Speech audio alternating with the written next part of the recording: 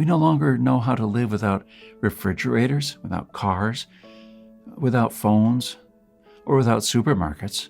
What will you do tomorrow if you simply are unable to buy things? I sometimes even think we're kidding ourselves with our bug-out bags and with our 3-day food rations. Wouldn't we be better off looking at what the pioneers took with them when they traveled from Independence, Missouri, all the way to Oregon City? Game meat was unreliable even then, so don't think that they made this 5-month journey counting only on that. If your life depended on this, what bug-out bag would you take with you? I know I would stick with what the pioneer had with him. He had to travel weeks on end without much help, while taking cover from some native tribes at the same time.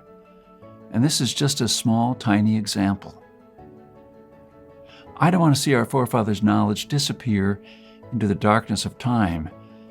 If you care for your family and what America stands for, then neither should you. With this idea in mind, 15 years ago, I wanted to do something that hadn't been done before. Something that not only would help me survive a crisis without investing a fortune in stockpiles, but something that I could do around my house on a daily basis, using only methods that were tested and proven by our forefathers for centuries. I wanted to unearth and learn the forgotten ways of our great-grandparents. So I came up with this great idea to edit all my manuscripts, to turn all this lost knowledge into one of the greatest books of this century.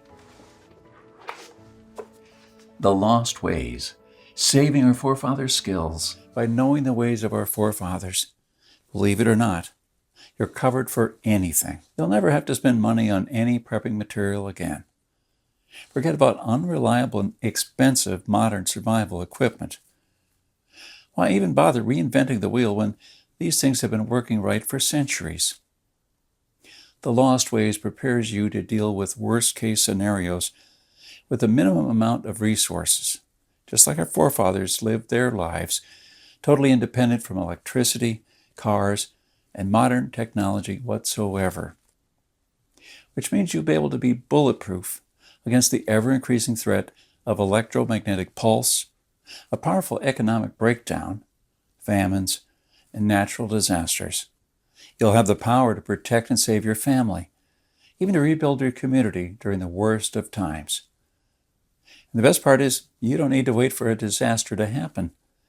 The self-reliance our great-grandparents had will help you save hundreds of dollars every month, starting from day one. At the same time, you get to take part in doing something great, saving our forefathers' lost skills. Now, I consider that I've done my part. All you need to do is make sure to hand this knowledge over when it's time to. Take full advantage of it until then. Click on the button below and secure your copy while this presentation is still running.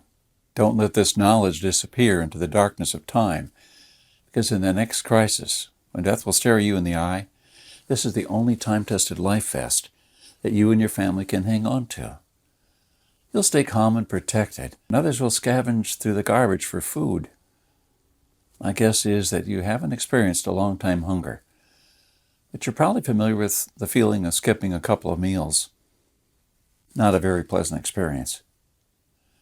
We're not used to thinking about what to eat or how to procure food for our children. Again, don't take anything for granted because we're living in good times now.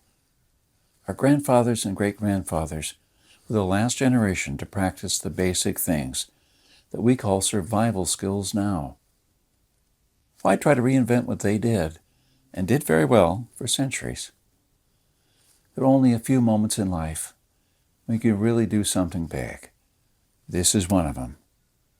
Our grandparents didn't pass these skills on to us in our bloodstream, and neither will you to your children or your nieces and nephews. Take advantage of this presentation while it's still up, and save the lost ways by clicking on the button below. You're the only one that can change something.